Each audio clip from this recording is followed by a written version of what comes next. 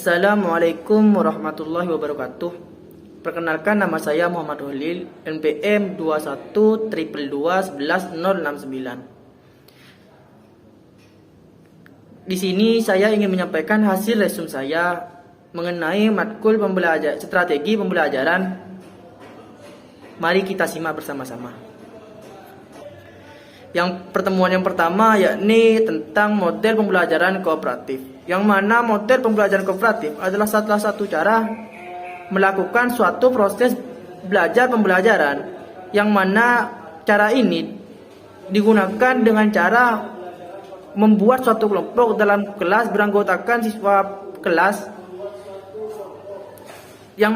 yang mana bertujuan untuk melatih kerjasama dalam kelompok dan agar peserta didik bisa belajar berinteraksi dan mengeluarkan pendapatnya. Adapun langkah-langkah untuk pembelajaran kooperatif yaitu adalah untuk menuntaskan materi belajarnya. Adapun langkah-langkah pembelajaran yakni adalah kelompok dibentuk dari peserta didik yang memiliki kemampuan tinggi, sedang, dan rendah. Dan yang kedua adalah penghargaan diutamakan pada kerja kelompok daripada perorangan. Dan yang terakhir adalah jika terdapat siswa atau suku yang berbeda, diupayakan agar tiap kelompok terdapat keterogenan atau bisa saling menerima satu sama lain. Adapun tujuannya yakni adalah untuk meraih suatu hasil akademik ataupun non-akademik. Yang kedua yakni adalah penerimaan terhadap keragaman atau perbedaan yang ada di antar kelas. Yang ketiga adalah pengembangan keterampilan sosial, yakni melatih siswa agar mereka bisa berinteraksi sosial dengan teman-teman sekelasnya ataupun teman-teman yang lain. Dan kekurangan dari kooperatif sendiri yaitu adalah penilaian yang diberikan pada pembelajaran kooperatif yaitu kepada hasil belajar kelompok. Yang kedua yakni adalah ciri utama dari pembelajaran kooperatif adalah peserta didik yang saling bergantung atau peserta didik yang saling bekerja sama dalam memecahkan permasalahan. Yang ketiga yakni adalah keberhasilan pembelajaran kooperatif dalam upaya mengembangkan kesadaran berkelompok memerlukan periode waktu yang sangat panjang atau harus menggunakan waktu yang panjang. Tidak bisa dengan waktu yang singkat. Dan kelebihannya yakni adalah melalui pembelajaran kooperatif peserta didik diharapkan tidak terlalu berharap pada pengajar. Dan yang kedua, pembelajaran ini dapat membantu memberdayakan setiap peserta didik untuk lebih bertanggung jawab dalam belajar. Dan yang terakhir, pembelajaran ini dapat meningkatkan kemampuan peserta didik yang menggunakan informasi dan kemampuan belajar abstrak peserta didik. Dan di pertemuan kedua yakni mengenai model-model pembelajaran kooperatif tipe TGT. Yang sebelumnya kita bahas yakni adalah pembelajaran kooperatif, dan sekarang yakni kooperatif tipe TGT. Kooperatif tipe TGT ini yakni adalah mengembangkan personel dari anggota kelompok sendiri. Yang dalam pembelajaran ini terdapat 4 hal penting. Yang pertama yakni adanya peserta didik dalam kelompok. Yang kedua adanya aturan dalam kelompok, dan yang ketiga adanya upaya dalam kelompok. Dan yang terakhir adanya kompetensi yang harus dicapai oleh kelompok itu sendiri. Adapun tujuan pembelajaran kooperatif tipe TGT ini adalah agar peserta didik dapat bekerja sama bersama teman-temannya dan dengan cara saling menghargai pendapat dan memberikan kesimpulan kepada orang lain untuk mengemukakan gagasannya, untuk menyampaikan pendapat mereka secara berkelompok. Dan pembelajaran ini juga ada kekurangannya. Dan kekurangannya yang pertama yakni adalah dalam pembelajaran ini menggunakan banyak waktu. Dalam kurung, menggunakan waktu yang sangat panjang. Tidak bisa digunakan apabila dalam waktu singkat. Dan yang kedua yakni adalah dalam waktu pembelajaran ini guru harus memilih materi yang pas untuk model pembelajaran ini. Dan yang terakhir yakni adalah pengajar harus mempersiapkan model ini dengan baik sebelum ia menerapkannya di suatu pembelajaran. Dan kelebihannya yakni adalah dengan model ini akan menumbuhkan rasa kebersamaan dan saling menghargai sesama anggota kelompok. Dan kedua, dalam model ini membuat peserta didik menjadi lebih senang dalam mengikuti pelajaran karena ada kegiatan permainan beberapa turnamen dalam model ini. Dan yang terakhir, yakni dalam adanya model ini membuat peserta didik lebih bersemangat dalam mengikuti pembelajaran. Dan di pertemuan yang ketiga, yakni mengenai model-model pembelajaran tipe TAI. Yang pertama yakni adalah kooperatif itu sendiri, yang kedua adalah kooperatif tipe 3T, dan yang sekarang ini yang dibahas adalah tipe TAI. Tipe TAI itu adalah model pembelajaran yang membentuk satu tim yang mana menilai perindividuan.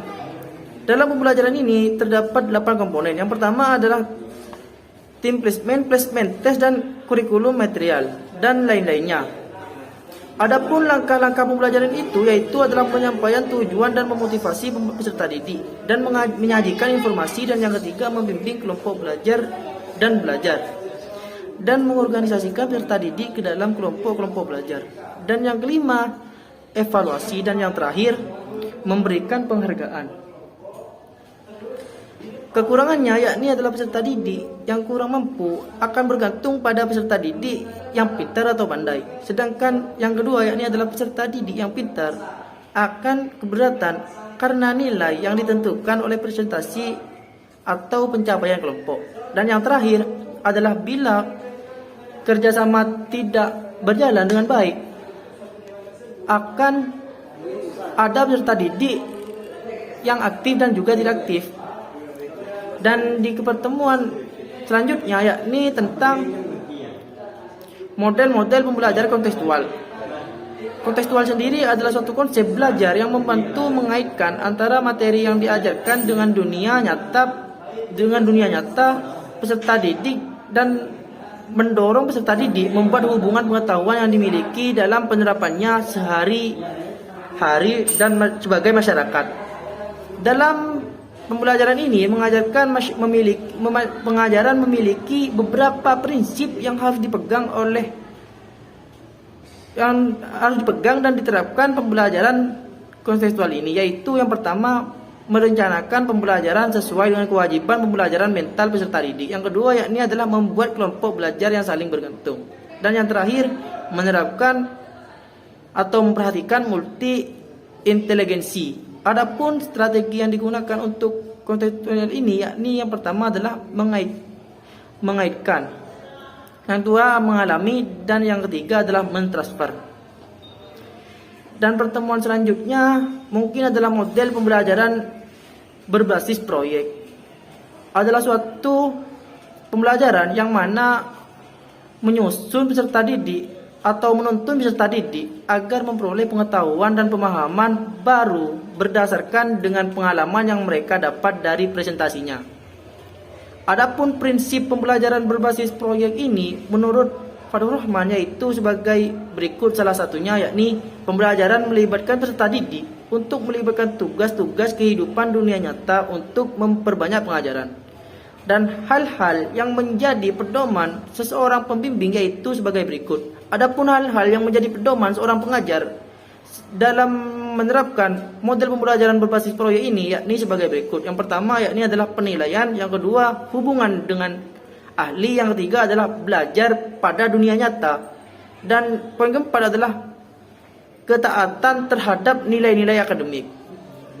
Dan tahapan pembelajaran proyek yakni ada 3 tahap. Yang pertama adalah tahap informasi, 2 adalah tahap transformasi, dan yang terakhir adalah tahap evaluasi atau melihat atau memperbaiki sesuatu kekurangan yang terjadi pada pembelajaran sebelumnya. Dan yang terakhir yakni adalah model pembelajaran pemecahan masalah. Adalah suatu sistem pembelajaran yang mana menuntun peserta didik untuk langsung terjun untuk memecahkan masalah langsung ke tempat permasalahan itu sendiri.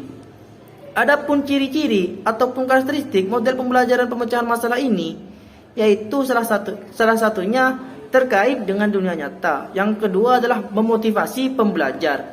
Yang ketiga adalah membutuhkan pengambilan keputusan. Maksudnya adalah memotivasi pembelajar yakni membuat dorongan kepada pengajar agar dia semangat dan kreatif untuk menyampaikan apa yang harus dilakukan oleh peserta didiknya, sehingga membuat peserta didik memiliki motivasi dan memiliki semangat untuk melakukan atau langsung terjun pada permasalahan tersebut.